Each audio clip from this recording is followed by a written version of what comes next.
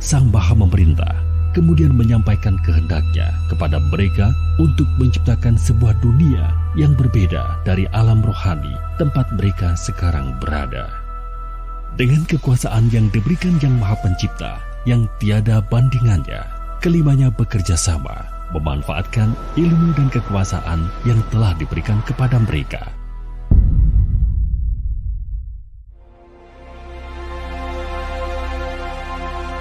Melalui dentuman dan berbagai macam kekuatan dan kekuasaan, terciptalah kosmos, alam semesta.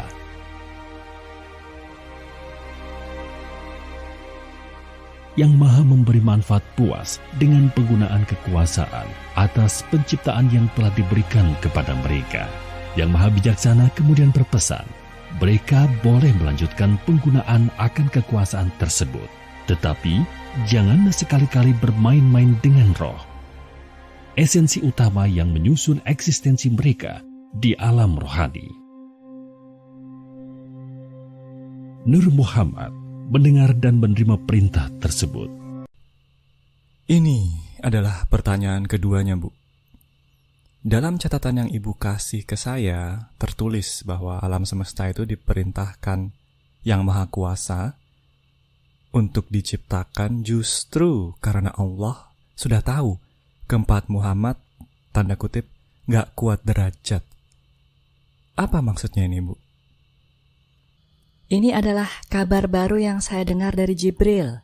Jadi, di antara sela waktu mereka berlima berada di alam rohani hingga penciptaan alam semesta, di rentang waktu antara cuplikan di episode sebelumnya dengan cuplikan yang barusan ya, Bu? Iya, betul. Di tengah-tengah rentang waktu tersebut, ketika mereka berlima berada di alam rohani, sebenarnya Yang Maha Kuasa sudah mengetahui bahwa cuma Jibril yang bisa kuat untuk tetap berada di sampingnya, sedangkan keempat Muhammad yang lainnya nggak kuat. Apa maksudnya kuat di sini, Bu? Itu maksudnya cuma Jibril yang bisa benar-benar patuh terhadap apapun itu perintah dari Yang Maha Kuasa, tanpa sedetik pun keinginan untuk memberontak atau melawan. Sebab hanya Jibril memang yang bisa memahami cukup jauh apa maksud dan tujuan Allah dalam segala kehendaknya, yang bisa benar-benar sadar, tabah, dan sabar sampai titik tersebut. Oh ya? Iya. Berarti Ifrit, Khidir, Adam dan Eva sebelum penciptaan alam semesta pun, sebelum bermain-main dengan roh dan jasad pun, sebenarnya juga udah sering melawan perintah Yang Maha Esa. Juga udah sering salah paham akan kehendaknya. Iya. Justru karena kenyataan inilah mereka berempat plus Jibril kemudian diperintahkan untuk menciptakan alam semesta ini. Hah? Dengan kata lain, alam semesta memang sejak awal diperuntukkan bagi keempat Muhammad tersebut, bagi Adam, Eva, Khidir, dan Ifrit. Mengapa? Agar ada jarak yang cukup jauh antara mereka berempat dengan Yang Maha Kuasa, sebab mereka memang tidak cukup kuat derajat untuk berdiri terlalu dekat di samping Yang Maha Pencipta. Tidak cukup kuat. Ibarat lampu besar yang ada di stadion itu, terang banget kan? Oh iya, Bu, itu istilahnya lampu HID, alias High Intensity Discharge Lamp. Intensitas cahayanya sangat besar, Bu, bisa sampai 200 kali lipat lampu biasa. Kalau pakai itu di luar rumah malam hari pun bisa terasa siang. Tepat sekali. Kalau kamu berdiri di sampingnya persis atau sinarnya diarahkan pas ke mukamu, silau banget kan justru? Malah gak kelihatan apa-apa kan? Mata kamu bisa rusak malah. Iya. Tetapi kalau diletakkan cukup jauh, berjarak puluhan meter, dan diarahkan ke bawah dari atas, malah segalanya terlihat dengan lebih jelas kan? Ah, begitu rupanya. Iya juga ya. Jadi, tidak kuat derajat itu karena Ifrit, Khidir, Adam, dan Eva silau dengan kekuatan cahaya Yang Maha Kuasa ya? karena terlalu dekat, menjadikan mereka buta justru. Menjadikan mereka kesulitan untuk memahami kehendak Allah justru. Betul sekali. Dengan diberikan tempat yang agak jauh di alam semesta ini, diharapkan Ifrit, Khidir, Adam, dan Eva menjadi lebih mudah dalam memahami kehendak Allah sebagaimana Jibril saat itu. Begitu rupanya. Jadi ada proses pembelajaran juga di sini, Bu, ya? Iya. Seperti apa, Bu, tindakan konkret dari kebutaan ini alias tidak kuat derajat ini dari keempat Muhammad? Selain yang bermain-main dengan roh, meskipun sudah dilarang. Iya, itu juga contoh konkretnya. Tapi selain itu apa lagi, Bu, contohnya? Dalam menciptakan alam semesta, kamu tahu nggak apa yang berusaha kelima Nur Muhammad capai? Apa, Bu? Mereka ingin menciptakan sebuah dunia yang lebih bagus daripada alam rohani. Dunia yang tidak membosankan, semesta yang lebih dinamis, alam yang lebih menantang. Pokoknya yang lebih oke lah untuk dipakai bermain-main atau berpetualang ketimbang alam rohani bagi mereka saat itu. Oh ya? Mereka berpikir seperti itu? Iya, kata Jibril. Dengan menjadikan alam rohani sebagai acuan, mereka berusaha mendesain sebuah dunia yang berbeda jauh, yang lebih superior, yang lebih indah, dan seterusnya. Tahu nggak apa konsekuensi dari hal ini? Dari keputusan mereka ini? Apa, Bu? Makanya satu kata dalam bahasa rohani pada akhirnya memiliki banyak arti berbeda dalam bahasa jasmaninya. Iya ya. Akibat menciptakan dunia yang berbeda, bahasanya pun juga akan berbeda. Segala macam isinya memiliki arti yang sangat berbeda. Seperti yang kita bahas di episode sebelumnya ya. Iya. Tetapi apa salahnya dengan kenyataan ini, Bu? Apa buruknya berusaha menciptakan sesuatu yang baru, sesuatu yang berbeda, malah bagus kan? Gak ada salahnya. Sifat alami fitrah kan memang kasih sayang, alias mengisi bidang yang bisa diisi demi membuahkan manfaat. Dan kebetulan dalam konteks penciptaan alam semesta ini, bidang tersebut merupakan ruang dan waktu di alam semesta ini.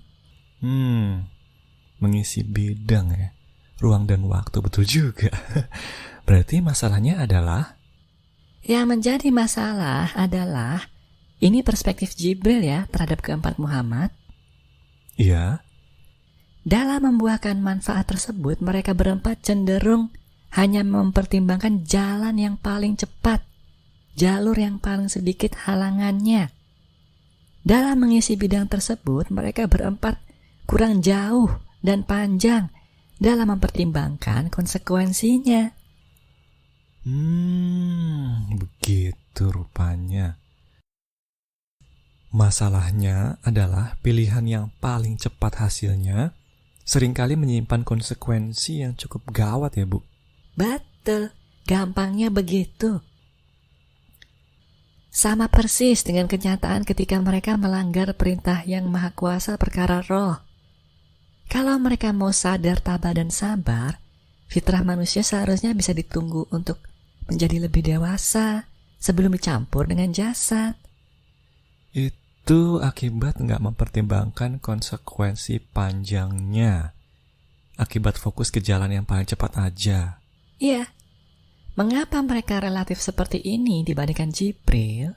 Ya tadi, karena silau. Iya ya.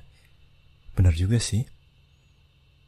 Kalau kita silau, otomatis nggak akan bisa melihat terlalu jauh ke depan ya. Betul.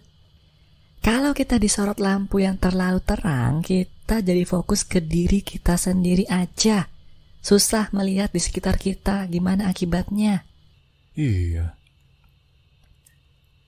Intinya, Jibril lebih berhati-hati ya, Bu, dalam membuahkan manfaat.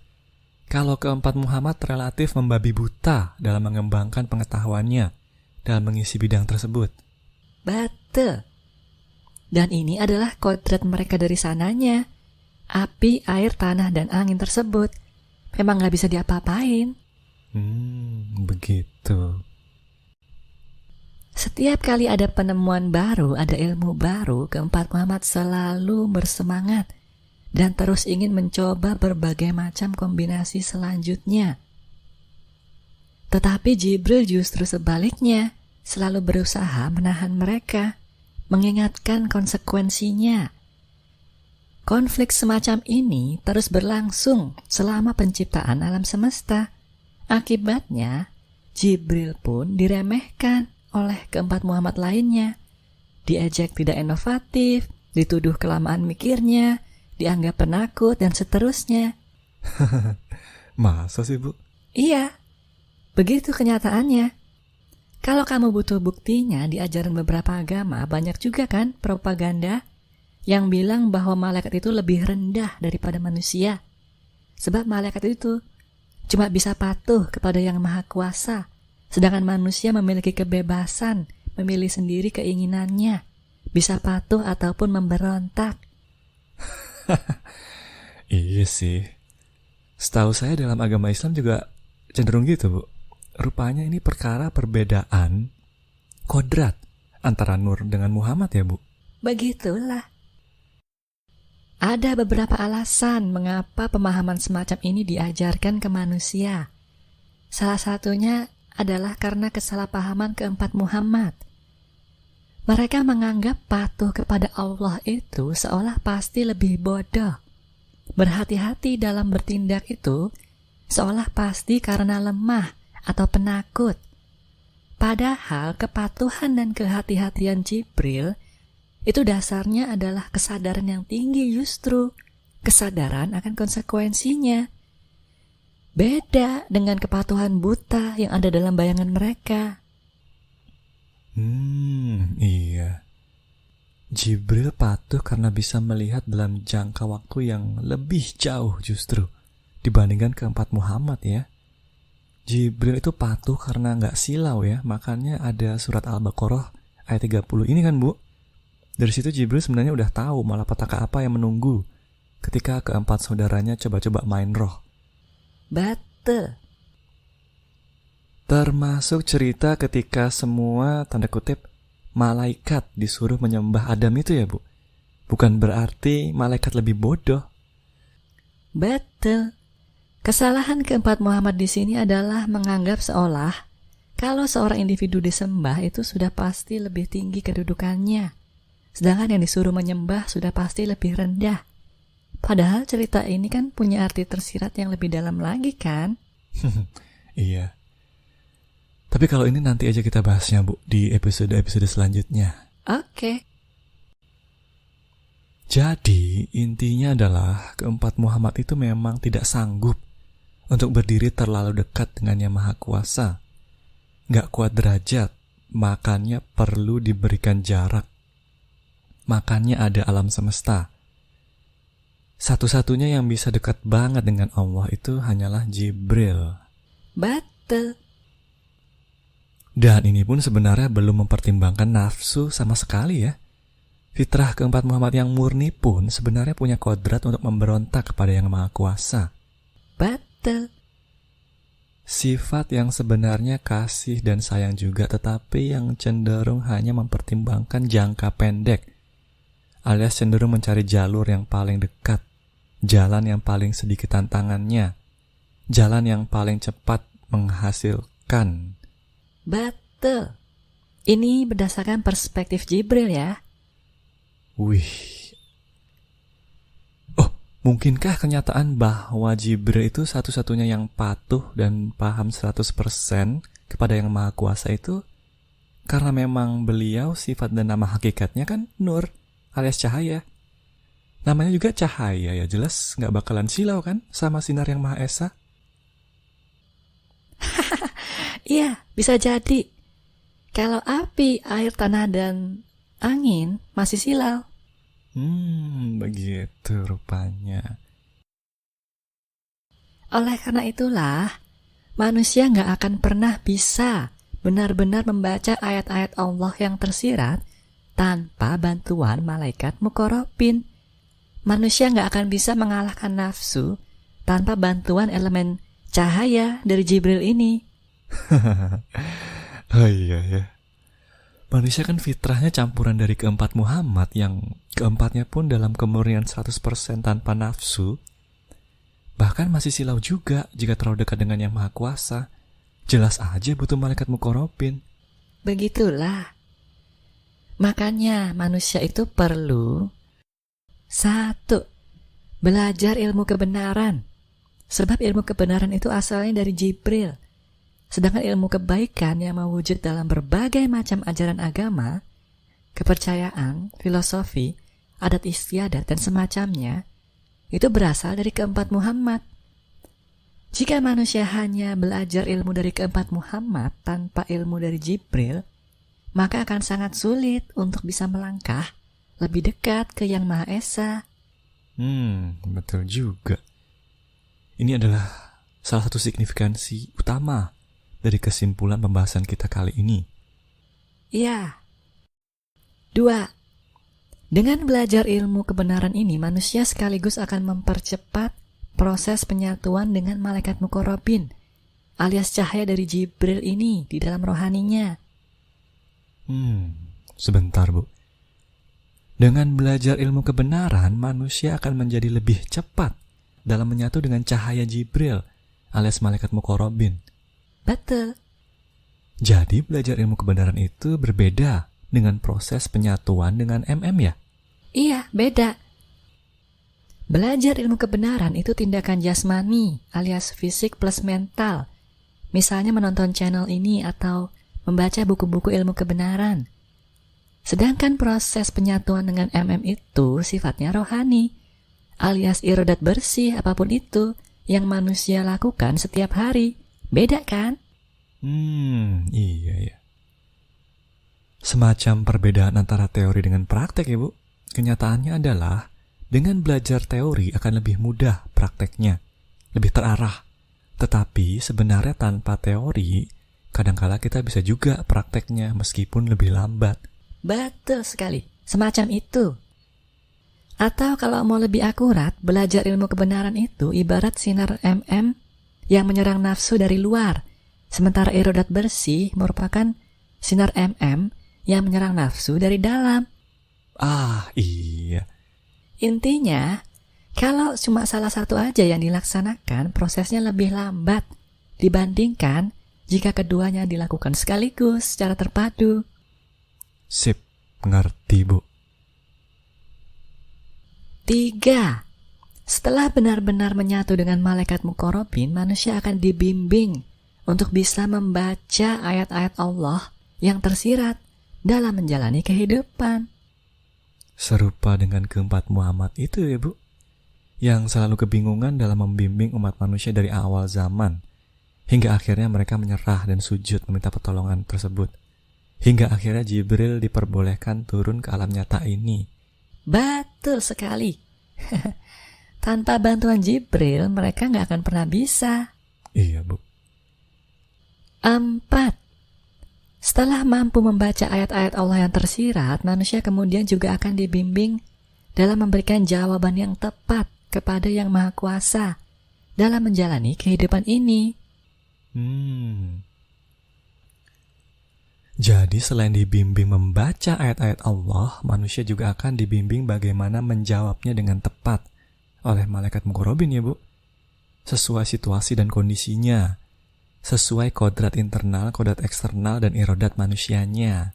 Betul sekali. Keempat langkah inilah kunci bagaimana manusia bisa menjawab ujian kehidupan dari Yang Maha Kuasa dengan nilai keikhlasan yang mencukupi, yang lebih dari angka 7,5. Keempat langkah inilah kunci agar manusia bisa memahami ilmu maksud dan tujuan Allah dalam memberikan ujian kehidupan. Begitu rupanya. Oke, Bu, saya ngerti sampai sini.